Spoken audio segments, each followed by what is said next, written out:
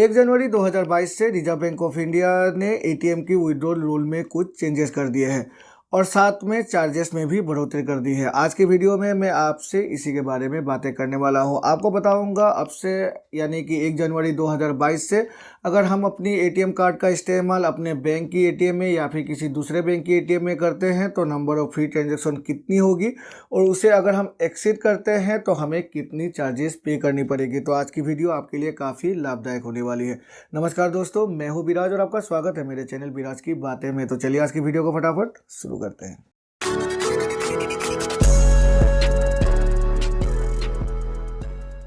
सबसे पहले बातें कर लेते हैं एटीएम की फ्री विड्रॉल लिमिट के बारे में। अगर मैं अपनी एटीएम कार्ड का इस्तेमाल अपने ही बैंक की एटीएम मशीन में कर रहा हूं तो हर महीने में 5 बार फ्री ट्रांजैक्शन कर सकता हूं और यहां पर जो 5 बार फ्री ट्रांजैक्शन है उसको मैं फाइनेंशियल और नॉन फाइनेंशियल ट्रांजैक्शन को मिलाकर कर सकता हूं। मतलब सिर्फ पैसे निकालने को ही नहीं, मैं नॉन फाइनेंशियल ट्रांजैक्शन भी अगर एटीएम मशीन में जाकर करता हूं तो वो भी इंक्लूड हो जाएगी 5 बार की फ्री ट्रांजैक्शन पर। तो यहाँ पर फाइनेंशियल और नॉन फाइनेंशियल ट्रांजैक्शन के बारे में मैं आपको ब्रीफली बता देता हूँ। जब भी हम अपनी एटीएम कार्ड का इस्तेमाल पैसे निकालने के लिए करते हैं एटीएम मशीन में तो उसे फाइनेंशियल ट्रांजैक्शन कहते हैं। और अगर हम अपनी एटीएम कार्ड का इस्तेमाल पैसे निकालने को छोड़कर बाकी किसी भी ट्रांजैक्शन के लिए करते हैं, चाहे वो बैलेंस इंक्वायरी हो, चाहे वो मिनी स्टेटमेंट निकालना हो, चाहे वो अपनी एटीएम कार्ड की पिन जनरेट करना हो, तो उसे नॉन फाइनेंशियल ट्रांजैक्शन कहते हैं। तो यहाँ पर जो नंबर ऑफ फ्री ट्रांजैक्शन जो कि 5 रखी गई है वो फाइनेंशियल और नॉन फाइनेंशियल ट्रांजैक्शंस को मिलाकर है। तो अगर मैं एक महीने में पकड़ लीजिए 3 बार पैसे निकाल रहा हूँ और 2 बार बैलेंस इंक्वायरी करता हूँ तो मेरी नंबर ऑफ फ्री ट्रांजैक्शन यहाँ पर समाप्त हो जाती है। ये अपने बैंक की एटीएम में अपनी एटीएम कार्ड के इस्तेमाल के बारे में है।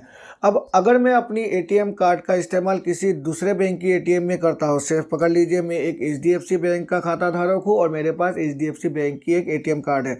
अब मैं अपनी जो एचडीएफसी बैंक की एटीएम कार्ड है उसका इस्तेमाल एसबीआई की एटीएम मशीन में या फिर पीएनबी की एटीएम मशीन में या फिर आईसीआईसीआई बैंक की एटीएम मशीन में कर रहा हूँ। तो यहाँ पर अगर मैं मेट्रो सिटी में रह रहा हूँ तो नंबर ऑफ फ्री ट्रांजैक्शन वो यहाँ पर रखी गई है 3 बार और अगर मैं नॉन मेट्रो सिटी में रह रहा हूँ तो वो रखी गई है 5 बार फाइनेंशियल और नॉन फाइनेंशियल ट्रांजैक्शंस को मिलाकर।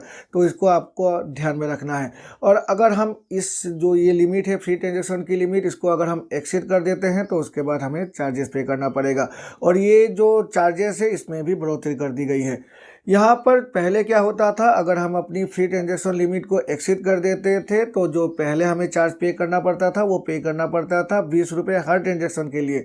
लेकिन अभी यहाँ पर 1 रुपये की बढ़ोतरी कर दी गई है 1 जनवरी 2022 से।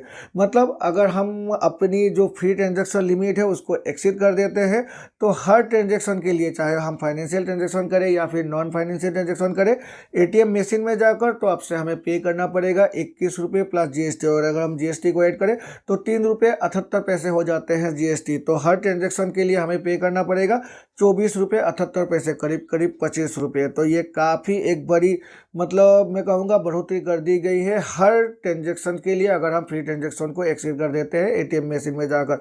तो इसको आपको ध्यान में रखना है। अगर आप अपनी जो भी मतलब ट्रांजैक्शन है, चाहे वो फाइनेंशियल हो या फिर नॉन फाइनेंशियल ट्रांजैक्शन, तो उसको 5 बार से ज़्यादा मत कीजिएगा अपने बैंक की एटीएम में जाकर। और अगर आपसे पकड़ लीजिए आपकी 5 बार की लिमिट एक्सीड हो गई है तो दूसरे बैंक की एटीएम में भी आप 5 बार कर सकते हैं। लेकिन मैं आपको इंसिस्ट करूंगा आप 5 बार से ज़्यादा किसी भी बैंक की एटीएम में अपनी जो ट्रांजैक्शन है वो मत कीजिएगा। हाँ, यहाँ पर आप सिर्फ अपने पैसे निकालने के लिए ही एटीएम मशीन का इस्तेमाल कीजिए और दूसरे ट्रांजैक्शन के लिए आप जो ऑनलाइन बैंकिंग फैसिलिटी है उसका इस्तेमाल कीजिए, चाहे वो बैलेंस इंक्वायरी हो, मिनी स्टेटमेंट निकालना हो या फिर पिन जनरेट हो, किसी भी दूसरी, मतलब हर कोई सर्विस यहाँ पर अभी अवेलेबल हो जाती है हर किसी बैंक की जो भी ऑनलाइन की ऐप होती है उस ऑनलाइन ऐप पर। तो आप अभी एटीएम कार्ड के साथ साथ ऑनलाइन बैंकिंग का भी इस्तेमाल करना सीख लीजिए, नहीं तो आपको काफ़ी चार्जेस पे करना पड़ेगा अगर आप फ्रीक्वेंटली अपनी एटीएम कार्ड का इस्तेमाल कर रहे हैं एटीएम मशीन में जाकर।